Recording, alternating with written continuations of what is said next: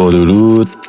خیلی خوشحالم که دوباره با قسمت جدید پژواک بیداری در خدمتتونم.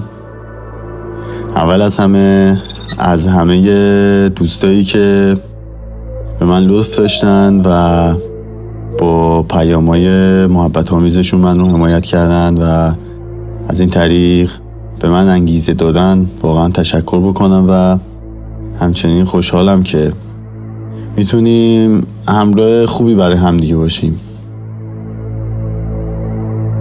در این قسمت از پژواک بیداری میخوایم در مورد تاثیرات جسمی و روحی در سرزنش خودمون، احساس گناه و نبخشیدن خودمون صحبت بکنیم. همونطور که تو قسمت اول گفتیم، خودشناسی مهمترین قدم برای بیداری و رهایی از قید و بنداست. قید و بندایی که خودمون برای خودمون درست کردیم. اینا باعث میشه که ما از خود واقعیمون دور بشیم. اما گفتیم که باید مواظب خودمون باشیم، حواسمون به خودمون باشه که دوباره از خودمون دور نشیم. یکی از عاملایی که باعث این اتفاق میشه اینه که ما خودمون رو توی خیلی از اتفاقا سرزنش میکنیم و این احساسات و جنگای درونی، چون همش داریم تو درونمون میجنگیم دیگه، این جنگای درونی و اون احساسات همراهش تأثیرای خیلی عمیقی روی سلامت روانمون، توی رابطه هامون و کلن توی زندگیمون میذاره. وقتی که ما احساس گناه و شرمندگی داریم، معمولا اولین واکنشی که نشون میدیم اینه که خودمون رو سرزنش میکنیم. تو هر اتفاقی که میفته خودمون رو سرزنش میکنیم. این اصلا یه عادتی شده برای ما. این واکنش ها، این رفتارهایی که همش داریم از خودمون انتقاد میکنیم و تمام این چیزا یه سری عادت شده برامون. اونجایی که ما همش روی اشتباهات گذشتمون تمرکز میکنیم.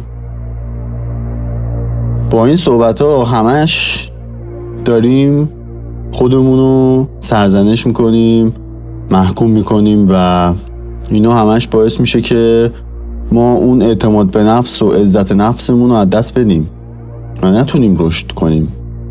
اون رشد شخصی رو نمیتونیم دیگه داشته باشیم، جلوش گرفته میشه.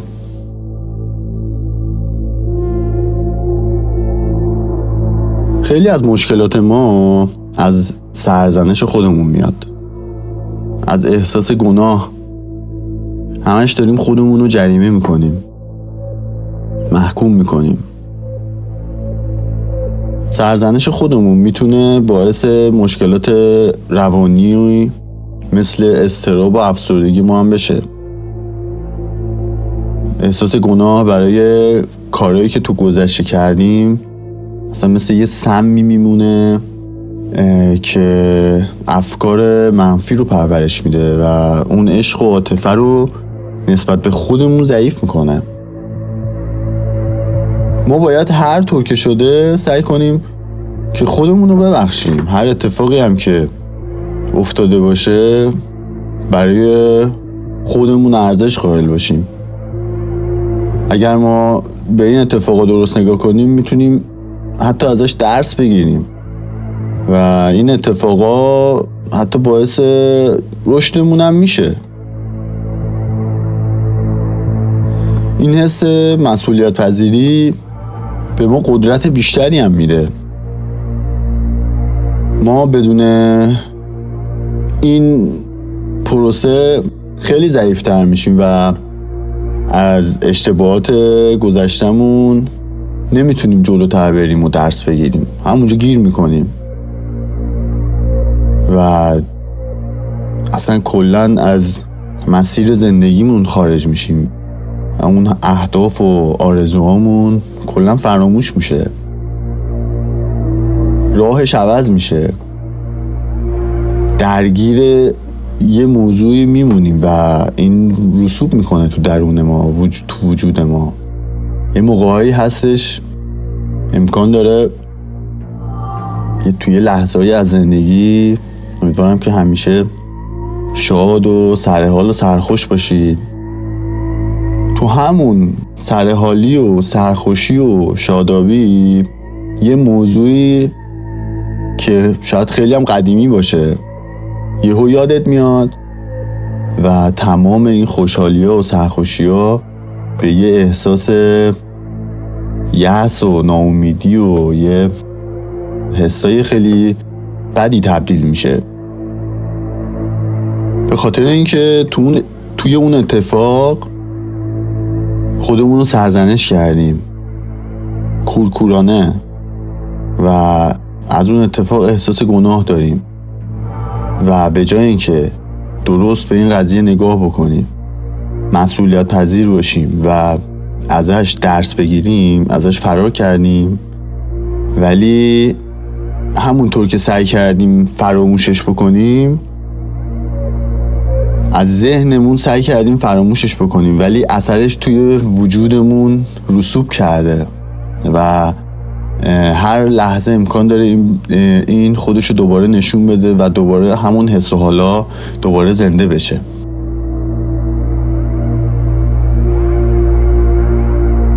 حالا اگر ما نتونیم خودمون رو ببخشیم، امکان داره توی رابطه با دوستامون هم به مشکل بخوریم. احساس گناه و سرزنش باعث میشه ما توی رابطه‌مون، کلاً رابطه هامون، حالت تدافعی پیدا کنیم و به انزوا بریم و اصلاً مشکل پیدا بکنیم توی ارتباط برقرار کردن با دیگران. امکان داره حتی احساس کنیم که ما ارزش عشق و درک رو نداریم. ما بهش میگیم روان اسمش روشه، یعنی خیلی روانه، مثل آب میمونه، مثل یه رودخونه میمونه. وقتی که جلوی راه رودخونه گرفته بشه، اون رودخونه‌ای که خیلی روونم هستش، امکان داره به هر جهت اشتباهی که نباید بره و امکان داره بره و حتی یه شهر رو خراب بکنه و مشکلات زیادی درست بکنه. اما اگر همون رودخونه روون به حرکت خودش ادامه بده، میتونه آبادی‌های زیادی رو به بار بیاره و زیبایی‌های زیادی رو حتی خلق کنه و مطمئناً همینطوره.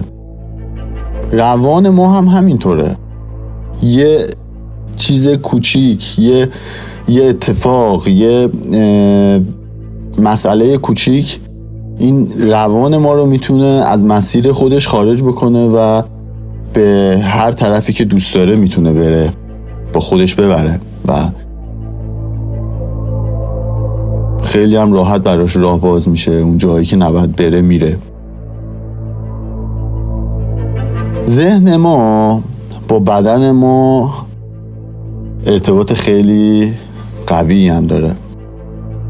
وقتی که خودمون رو سرزنش میکنیم، این باعث میشه حتی روی جسممون هم تأثیر بذاره و همیشه تو استرسیم، کمبود خواب پیدا میکنیم و همیشه مریض میشیم، چون کلاً سیستم ایمنی بدنمون هم به هم میریزه، چون این دوتا با هم دیگه هستن که خوب کار میکنن و اکثر مریضی ها، اکثر سرطان ها بیشتر به خاطر مشکلات ذهنیه که به وجود میاد. کلاً ما باید برای خودمون خیلی ارزش قائل باشیم، باید یه عشق بی نهایتی به خودمون داشته باشیم و اینو بدونیم که همه مرتکب اشتباه میشن و با خودمون همون مهربونی و عشق و درکی رو داشته باشیم، با خودمون با همون عشق و درک و مهربونی رفتار بکنیم که با یه دوستمون رفتار میکنیم. ما باید یاد بگیریم به جای اینکه روی اشتباهاتمون تمرکز کنیم، روی درسایی که تو این اتفاقات هست تمرکز کنیم. هر تجربه ما، حتی سخت‌ترین و چالش برانگیزترین اتفاقا، میتونه حتی فرصتی برای رشد شخصیمون باشه. از این درس ها میشه به عنوان پله ها و فرصت هایی برای رسیدن به اون آگاهیمون استفاده بکنیم، برای رشد بیشترمون استفاده بکنیم. دوستان، ما 100% مسئول اتفاقات زندگی خودمون هستیم و به نظر من و این خیلی خوبه که ما ازش آگاه باشیم. اصلا باید از این موضوع خوشحال باشیم که این اتفاقات چالش‌هایی رو به وجود میاره که باعث رشدمون میشه و ما از این طریق میتونیم به درون خودمون بریم و مسائل خودمون رو با زاویه‌های دیگه‌ای ببینیم، یعنی از زاویه‌های دیگه‌ای ببینیم، درس بگیریم و بتونیم بهتر رشد کنیم. اصلا کلا زندگی همینه. هر اتفاقی فلسفه‌ای توشه، هر چیزی حکمتی توشه. ما هم که هیچ چیزی به جز خوبی و صلاح و خیر و خوشی خودمون که نمیخوایم که. اگر غیر از اینم باشه که ما اصلا پس آدمیزاد نیستیم. اصلا آدمیزاد من تعریفش اینه، به اون ذات آدمیزادیمون ایمان داریم ما که ذات خوبی داریم و ذات ما همیشه خوبی میخواد. پس اگرم اتفاق بدی بیفته باید به چشم یه خوبی بهش نگاه بکنی.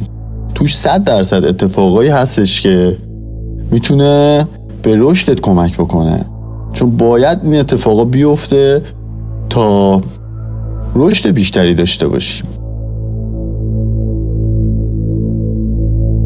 و همیشه یک سری درس‌های مهم زجر بیشتری داره، عذاب بیشتری داره، اون سختیش بیشتره، به خاطر اینکه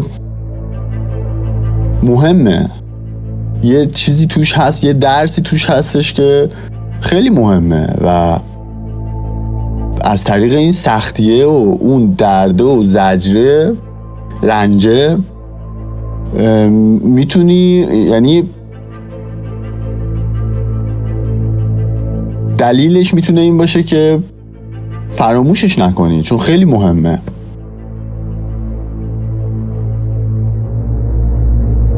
و در آخر آرزو میکنم که هممون بخوایم با چالش‌های زندگیمون روبرو بشیم و در نهایت بدونیم که بخشش خودمون برای ساختن یه زندگی سالمتر و رضایت بخشتر خیلی ضروریه.